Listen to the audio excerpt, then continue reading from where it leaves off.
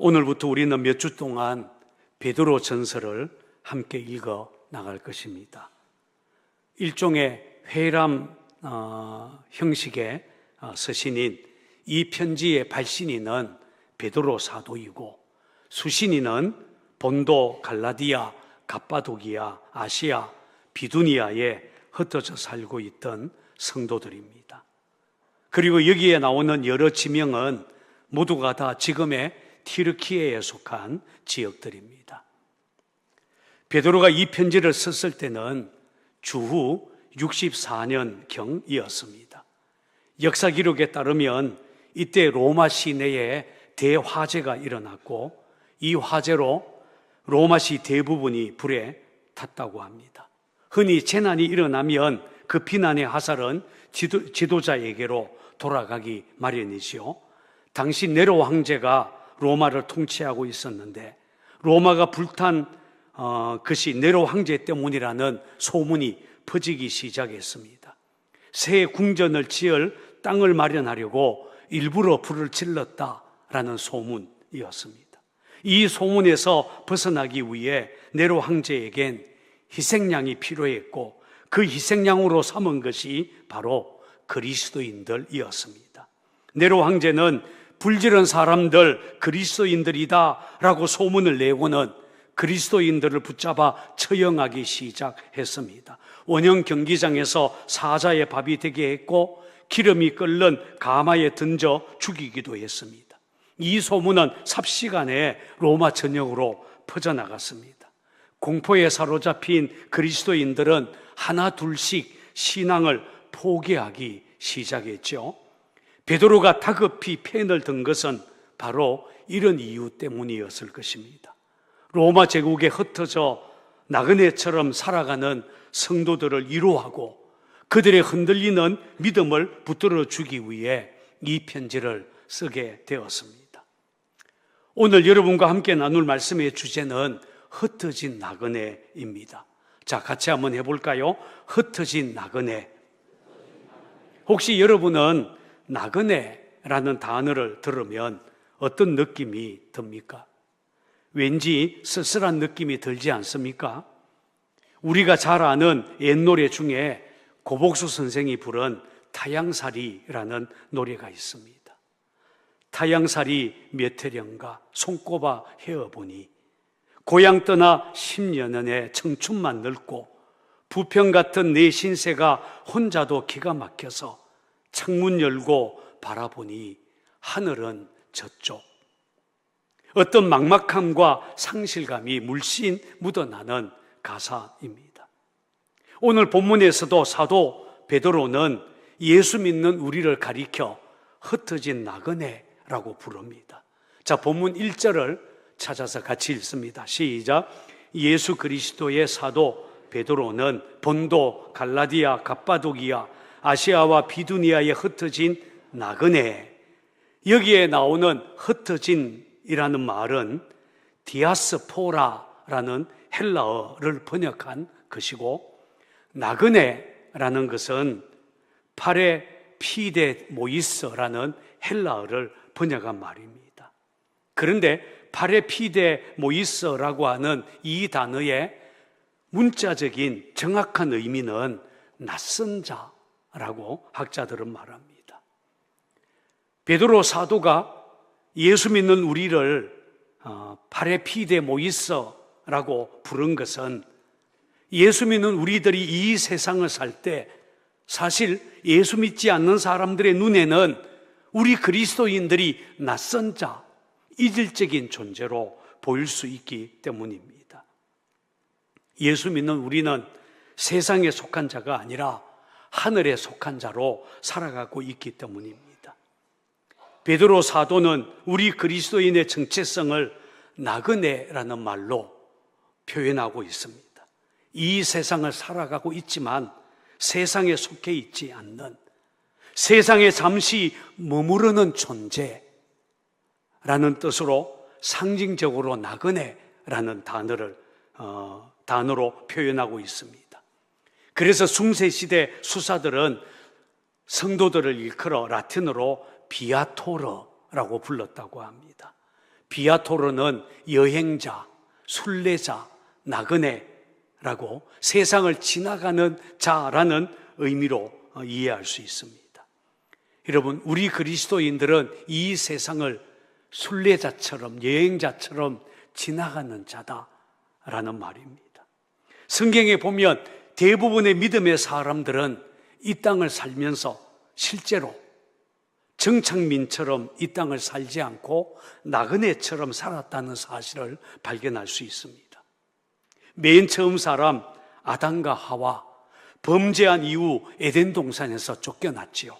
그리고 나그네가 되어 살 곳을 찾아 길을 떠나는 것으로 우리 인류의 삶, 인류의 역사가 시작이 됩니다. 믿음의 조상 아브라함은 어떻습니까? 하나님은 그를 갈대아 우르에서 떠나 가나안으로 가게 했습니다. 가나안에 온 아브라함은 정착민 사이에서 나그네로 살았습니다. 아브라함의 후손들은 어땠습니까? 고대 근동 지역에 7년의 가뭄이 왔을 때 하나님은 가나안 땅에 살던 그들을 요셉이 있던 애굽으로 내려가게 하셨습니다. 애굽으로 내려간 그들 400년을 애굽에서 살았지만 주류 사회에 끼지 못한 채 여전히 그 땅에서 나그네로 살았고, 나중에 요셉을 알지 못하는 새 왕이 일어나자 그들은 애굽의 앞에 아래 종살이 하는 신세가 되었습니다. 그런데 어느 날 하나님이 그들에게 애굽은 너희의 고향이 아니다. 여기는 너희의 살 곳이 아니야. 하나님은 그들을 애굽을 떠나게 하셨습니다. 모세를 통해 애굽에서 해방시켜 다시 가나안 땅으로 이주하는 거대한 구원의 역사를 시작하셨습니다. 이것이 구약 성경 창세기, 출애굽기, 레위기, 민수기, 신명기, 여호수아 이야기입니다. 그 다음 이야기도 마찬가지예요. 가나안 땅에 들어온 이스라엘 자손, 하나님의 백성으로 제대로 살지 못하자 하나님은 다시 그들을 아수르 땅으로, 바벨론 땅으로 흩어버립니다. 그렇게 70년 동안 그들은 바벨론에서 나그네로 살다가 하나님의 은혜로 다시 가나안으로 돌아오게 되었습니다. 이게 구약 성경 역사서의 내용입니다. 그런데 거기서 끝나지 않고 주 70년 예루살렘 로마 군대의 침략으로 함락이 되면서 1948년 지금의 이스라엘이 건국될 때까지 1900년 이상을 이스라엘 자손들, 유대인들은 전 세계에 흩어져 유랑의 삶, 노마더, 나그네의 삶을 살았습니다. 그래서 프랑스에서 태어난 랍비 라시는 이스라엘 자손 곧 유대인의 정체성을 이렇게 표현했습니다. 유대인이 된다는 것은 여행하는 것을 의미한다. To be a Jew is to travel. 예수님도 그랬습니다. 예수님은 공생애를 시작하면서 고향 나사렛을 떠났습니다. 수많은 기적과 능력을 베풀었던 갈릴리 땅에 머물지 않고 주님은 예루살렘을 향한 순례의 길을 걸어가셨습니다. 부활하신 예수님, 제자들이 이 세상을 고향 삼아 그저 편안하게 살도록 내버려 두지 않고 너희는 가서 모든 민족을 제자로 삼아라. 오직 성령이 너희에게 임하시면 땅 끝까지 이르러 내 정인이 되리라 하셨습니다. 그래서 주의 제자들 세계 열방으로 흩어졌습니다. 디아스포라가 된 것입니다. 그래서 당시 그리스도인들은 흩어진 나그네 파레피데 모이스 디아스포라스로서 천국을 향해 거룩한 순례의 길을 걷는 사람들이 되었습니다. 그렇다면 여러분, 왜 하나님은 그들을 이 땅에서 나그네로 살라라고 하셨을까요? 왜 굳이 아브라함을 갈대아 우르에서 떠나 가나안을 향해 가는 순례자로 삼았을까요? 왜 야곱은 형 에서의 칼을 피해 밧단 아람으로 갔고 다니엘은 전쟁포로가 되어 바벨론으로 끌려가게 되었을까요? 그리고 예루살렘의 기독교인들 왜 고향을 떠나 온 세계로 흩어진 디아스포라가 되었을까요? 저마다 처한 상황은 다르지만 하나님은 자기 백성들 대부분을 이렇게 흩어진 나그네로 이 땅을 살게 하셨습니다. 왜 그렇게 하셨겠습니까? 제 생각에는 하나님께서 그들을 흩어진 나그네, 발에 피대 모이서 디아스포라스로 살게 하신 것, 제 생각에는 두 가지 의도가 있는 것 같습니다. 첫째는 하나님의 백성인 그들이 이 세상을 안식처로 삼고 이 땅을 바라보며 살지 않도록 하기 위해서입니다. 마치 하나님은 자기 백성을 향해 이렇게 말씀하시는 것 같습니다. 너희가 영원히 살 곳 이 땅이 아니야. 이 땅에 뿌리 내리려고 하지 말고 영원한 하늘나라, 내 본향 천국을 바라보며 살아가야 돼. 하나님의 백성은 세상에 속한 자 아니라 하늘에 속한 자임을, 그들의 정체성을 분명하게 하기 위해서라고 할 수 있습니다. 오늘 본문에 보면 베드로 사도는 우리 그리스도인을 택하심을 받은 자라고 불렀습니다. 자, 2절을 찾아서 같이 읽습니다. 시작. 곧 하나님 아버지의 미리 아심을 따라 성령이 거룩하게 하심으로 순종함과 예수 그리스도의 풋부름을 얻기 위하여 택하심을 받은 자들에게 편지하노니 은혜와 평강이 너희에게 더욱 많을. 여기 보면 예수 믿는 우리들, 겉으로 보면 그저 흩어진 나그네처럼 보이지만 알고 보면 그 속의 정체성은 하나님의 부르심을 받은, 하나님의 택하심을 받은 자들이다, 이렇게 불렀습니다. 여러분, 택하심은 하나님의 은혜입니다. 우리가 하나님 알기도 전에 하나님은 우리를 먼저 아셨고 우리를 구원하여 하나님의 자녀, 하나님의 것으로 삼아주셨습니다. 예수님은 너희가 나를 택한 것 아니요 내가 너희를 택하여 세웠나니 라고 하셨습니다. 오늘 우리가 하나님을 내 아버지 이렇게 부를 수 있는 것, 하나님의 아들 그리스도 예수의 영이 우리 안에 오셨기 때문입니다. 특히 여기에 나오는 핏부림이란 우리의 죄를 사하기 위해 십자가에서 돌아가신 예수의 피가 우리에게 뿌려졌음을 의미합니다.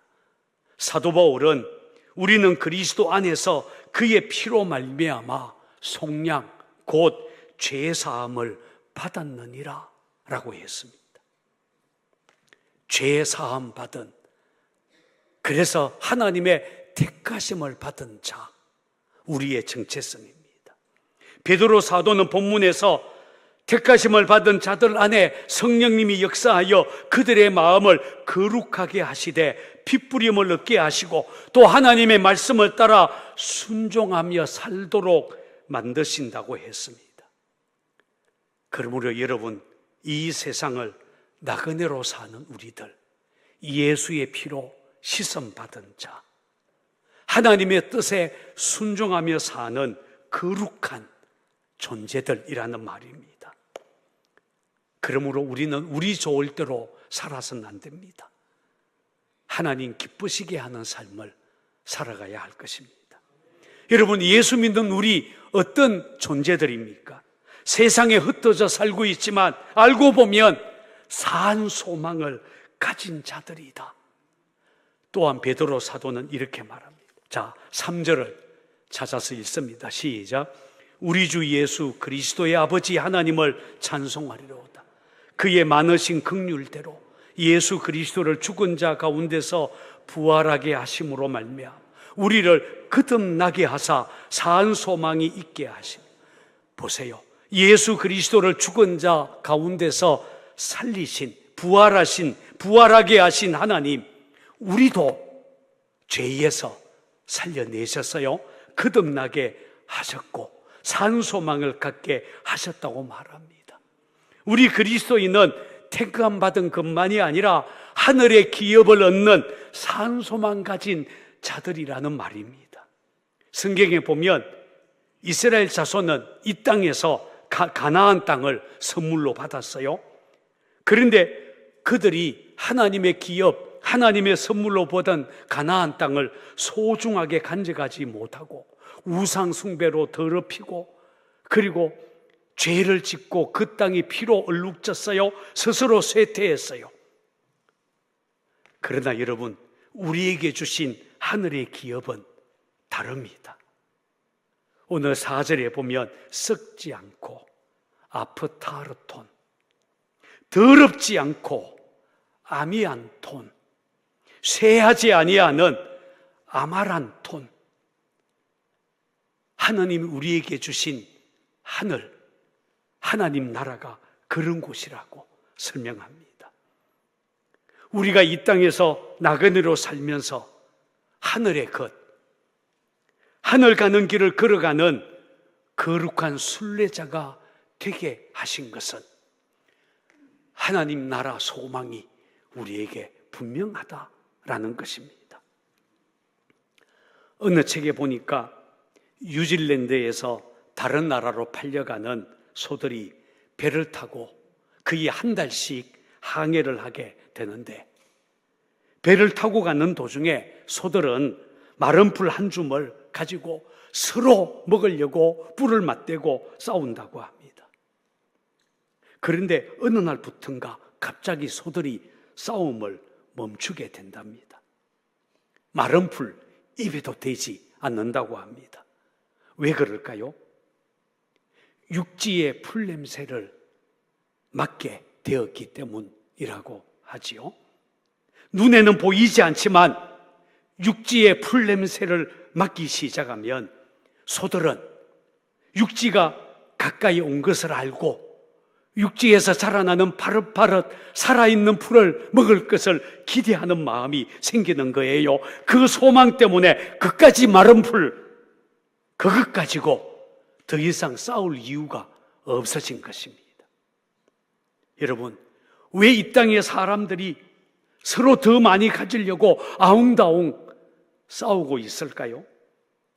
천국의 냄새 못 맡아서 그렇습니다. 여러분, 천국의 냄새를 맡으면, 우리에게 주시는 하늘의 기업을 보기 시작하면, 여러분, 이 땅의 것이 아무것도 아닌 것을 알게 되겠죠. 성도들의 삶이 그렇다는 것입니다. 천국의 냄새를 맡고 천국의 소망을 가진 성도들, 이 땅을 살고 있지만 서로 양보할 수 있고 배려할 수 있고 사랑하며 살 수 있는 힘, 여기에서 나옵니다. 하나님께서 당신의 백성을 이 땅에서 나그네로 살게 하시는 두 번째 이유는 흩어진 그곳에서 예수의 증인으로 살도록 하기 위해서입니다. 본래 흩어지다, 디아스포라라고 하는 이 단어는 헬라어와 히브리에서 똑같이 씨를 뿌린다 라고 하는 뜻을 내포하고 있다고 학자들은 말합니다. 참 의미심장하지 않습니까?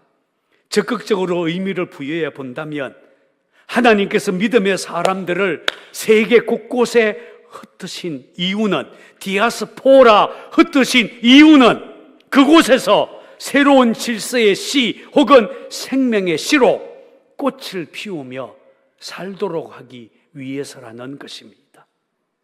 여러분, 우리가 사는 지역 일터는 하나님께서 우리를 심으신 자리입니다. 심으신 뜻 분명합니다. 그곳에서 꽃을 피우고 열매 맺으라는 것입니다. 하나님이 우리를 어디로 보내든 어디에 머물게 하든 그곳에서 하나님 이야기하며 이 땅에 오신 하나님의 아들 그리스도 예수의 복음 전하며 주변 사람들에게 선한 영향력 끼치는 삶을 살라라는 것입니다. 이게 이 땅에 흩어져 사는 우리 그리스도인들의 사명입니다. 한번 생각해 보십시오. 만약 하나님이 사도 요한을 pat모섬으로 보내지 않았다면 요한계시록 쓰여졌겠습니까? 바울을 나그네로 만들지 않았다면 우리 손에 쥐고 있는 바울 서신 나왔겠습니까? 모세를 애굽의 궁정에 그냥 두었다면 모세를 통해 이스라엘을 애굽에서 구원하는 놀라운 구원 드라마 쓰여졌겠습니까? 아브라함이 갈대아 우르에 계속 살았다면, 그곳에서 아버지가 물려준 우상 장사나 하고 돈만 벌었다면 그를 통해 온 세상을 향한 구속의 역사 쓰일 수 없었을 것입니다. 열왕기하 5장에 보면 이름이 밝혀지지 않는 유대 소녀, 어린 소녀가 나옵니다. 이스라엘이 아람 군대의 침략을 받았을 때 노예로 그 나라에 끌려와서 나아만 장군의 집 하녀가 된 어린 소녀였습니다. 그런데 놀라운 것은 이 소녀 때문에 나아만 장군이 하나님을 알게 됩니다. 나병에 걸린 나아만에게 하나님의 사람 엘리사를 소개한 게 바로 이 유대 소녀였습니다. 우리 주인이 사마리아에 계신 선지자 앞에 계셨더라면 그가 나병을 고칠 것입니다. 보세요.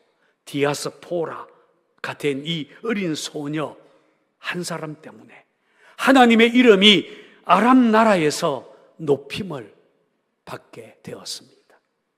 여러분, 요셉이 애굽 땅에 노예로 팔려간 것 우연이었을까요? 아닙니다. 하나님의 계획이었습니다. 나중에 애굽의 총리가 된 요셉, 자기를 판 형들을 만났을 때 이렇게 고백합니다. 하나님이 큰 구원으로 당신들의 생명을 보존하고 당신들의 후손을 세상에 두시려고 나를 당신보다 먼저 보내셨나니 그런즉 나를 이리로 보낸 이는 당신들이 아니로 하나님이시라. 그러니 여러분, 요셉에겐 형들에게 복수할 이유가 없었습니다. 오히려 그는 아브라함의 자손의 생명을 보존하고 애굽 사람과 주변 나라의 수많은 생명을 살리는 사명을 감당했습니다. 하나님은 지금도 동일하게 일하십니다. 하나님은 저와 여러분을 이 땅에 흩으셔서 디아스포라 흩으셔서 나그네로 살게 하시면서 우리가 머물러 있는 그곳에서 예수의 증인 되게 하시고 선한 영향력 끼치며 하나님의 이름 드러내도록 하십니다. 우리가 나그네라는 분명한 정체성을 가지게 되면 우리의 삶은 단순해질 수 있습니다.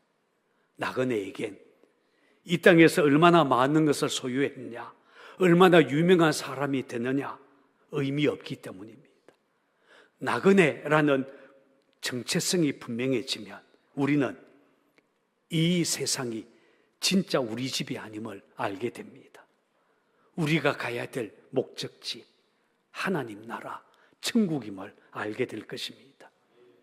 그리고 더 이상 자기 욕망을 따라 살지 않고 서로 사랑하며 양보하며 서로 섬기며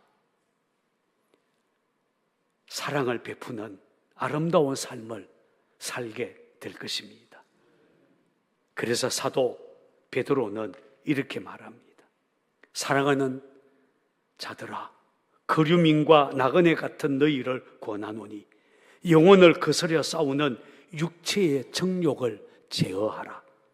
너희가 이방인 중에서 행실을 선하게 가져 너희를 악행한다고 비방하는 자들로 하여금 너희 선한 일을 보고 오시는 날에 하나님께 영광을 돌리게 하라. 그러니 여러분, 오늘 우리는 이 땅에서 흩어진 나그네, 파라피데모이스 디아스포라스임을 자각하고 혹시 이 땅을 살다가 불이익과 서울음 당할 수 있어도 묵묵히 하나님의 뜻에 순종하며 심겨진 그곳에서 복음의 씨를 뿌리는 하나님의 사람들이 다 되기를 주의 이름으로 축원을 드립니다.